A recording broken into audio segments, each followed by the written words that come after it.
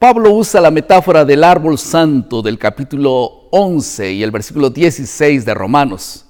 Y en esta reveladora ilustración, Pablo señala que aunque la mayoría de las ramas, es decir, los judíos, que por su incredulidad fueron desgajadas en Romanos capítulo 11 y el versículo 20, y entonces él continúa diciendo, pueden ser reinsertados si no permanecen en incredulidad. Esto en el versículo 23.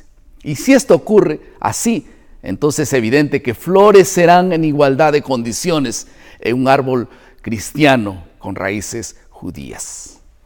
Sean todos bienvenidos al bosquejo de la lección de la escuela sabática. Ya estamos en la lección número 11. ¿Qué les parece? Y el título de la lección de esta semana es Los escogidos. Vamos a hablar de Romanos 10 y Romanos 11 en la lección de esta semana. Vamos a tocar dos asuntos claros y definidos. Ustedes pueden anotar allí. En primer lugar, el rechazo, una falta de los judíos, de Romanos 10, 1 al 21. Y en segundo lugar, el rechazo de Israel no es definitivo, de Romanos 11, 1 hasta el versículo 36. Vamos rápidamente al primer asunto, el rechazo, una falta de los judíos, de Romanos 10, 1 hasta el versículo 21. Pablo deseaba fervientemente la salvación del pueblo de Israel, pero la Biblia dice que estaban sin pleno conocimiento. ¿Qué significa esto?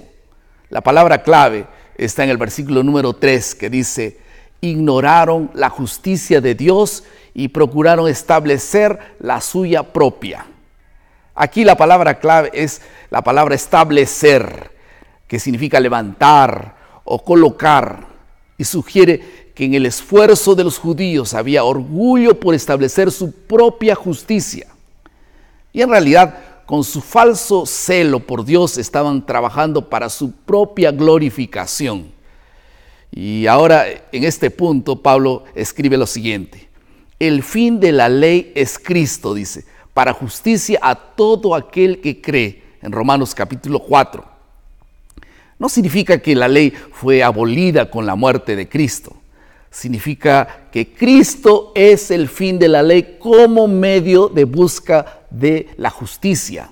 Esto debe quedar muy claro. Definitivamente Cristo es el cumplimiento o la consumación de todo lo que la ley establece. Y al ser Él la consumación de todo lo que la ley establece, entonces la salvación proviene de la fe en Jesús. Una conclusión de esta primera parte es que el verdadero camino a la salvación, tanto para judíos como para los gentiles, es creer con el corazón y confesar con los labios. Así dice el versículo número 13. Y en el centro de esta confesión está la aceptación de Jesús que como Señor resucitado. Esto en el versículo número 9. Ahora vamos al segundo asunto. Recuerdan, el rechazo de Israel no es definitivo. Romanos 11, 1 al 36. Romanos 11, 1 y 2 retoma el tema que Pablo ya abordó en el capítulo 9, el versículo 6, donde él pregunta si las promesas de Dios a Israel serían cumplidas, considerando que la mayoría de los judíos no habían aceptado el evangelio. Entonces Pablo rechaza contundentemente esta pretensión y él dice, de ninguna manera, Romanos 11:1. Y al final del capítulo 10, Pablo afirma que el problema no tenía nada que ver con Dios, porque Dios siempre cumple sus promesas. Hay una declaración bonita en Salmo 94:14 sobre este tema. La mayor evidencia que prueba que Dios no había abandonado a Israel es que en este tiempo ha quedado un remanente escogido por gracia, dice la Biblia. Una de las palabras más interesantes en Pablo, y está en Romanos 11:5, es la palabra remanente.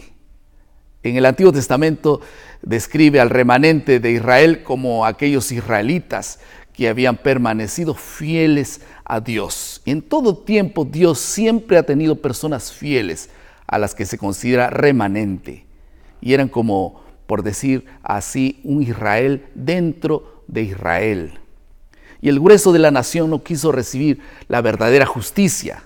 Y Pablo nos dice que este último grupo fue endurecido, como así también le ocurrió al faraón en el Antiguo Testamento. ¿Recuerdan? La semana pasada. El estado de endurecimiento de la mayoría de los judíos hace surgir una nueva pregunta en la mente de Pablo. Y él dice, ¿será que los israelitas al tropezar cayeron definitivamente? En el versículo 11. Y su respuesta es un rotundo no. Y ahí está, claramente. Y entonces Pablo pasa a demostrar en el resto de Romanos 11 que todavía hay esperanzas para sus compañeros judíos. Pablo señala que aunque la mayoría de las ramas, ¿no? Recuerdan, al principio hablamos de esto, que son los judíos, que por su incredulidad fueron desgajados. Romanos capítulo 11, verso 20. Pueden ser reinsertados si no permanecen en incredulidad. Ahí está la condición. Y si esto ocurre, entonces es evidente que florecerán en igualdad de condiciones en un árbol cristiano con raíces judías. Y en el versículo número 5, Pablo habló de un remanente de judíos fieles que había aceptado el evangelio, y ellos se constituyeron en el Israel que sería salvo. Ahora, al final, Pablo, paso a paso, durante los 11 capítulos, nos ha guiado a través de 3 grandes temas. Yo quiero recordar esos 3 temas. En primer lugar, la universalidad del pecado. En segundo lugar, la salvación de Dios a través de la justificación por la fe. Y en tercer lugar, la manera en que los cristianos deben vivir. Y cómo tanto judíos como gentiles están al mismo nivel en relación con la misericordia divina. Y esto en Romanos 9 y los demás capítulos que hemos leído en estas lecciones. Algunas aplicaciones al final de esta lección. En primer lugar, cuando alguien se opone persistentemente a la gracia de Dios, entonces Él no lo fuerza y entonces lo abandona a las consecuencias naturales de su obstinada resistencia. Un segundo asunto es que como seres humanos siempre tendremos preferencias por algún grupo de personas. ¿Saben? Dios no tiene preferidos. Todos son preferidos por Dios. ¿Y cómo este hecho entonces cambia nuestra manera de pensar en relación a los demás? Piense un poquito en esto. Al final de este bosquejo, la salvación está disponible para todos, ¿no es así? Si es verdad esto, al contemplar esta verdad podemos ver, podemos nosotros ser un poco más empáticos con los demás y así estar con más disposición para poder compartir las buenas nuevas de salvación con todos, no solo con algunos preferidos, sino con todos, no solo con tus hijos o con tus hermanos, sino tal vez también con todos aquellos que a tus ojos no son elegibles. Que Dios te bendiga al cumplir esta misión. Vamos a orar. Querido Padre, muchas gracias por tu palabra. Que todos podamos sentir lo que tú sientes, el deseo ferviente de salvar a todos. Que podamos tener nuestro corazón abierto para recibir esta gracia y ayudar a otros a ser salvos.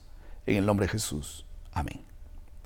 Muchas gracias por haber acompañado este bosquejo. Recuerden nuestro lema, maná, cada uno, cada día, cada mañana es alimento para la vida. Que Dios te bendiga.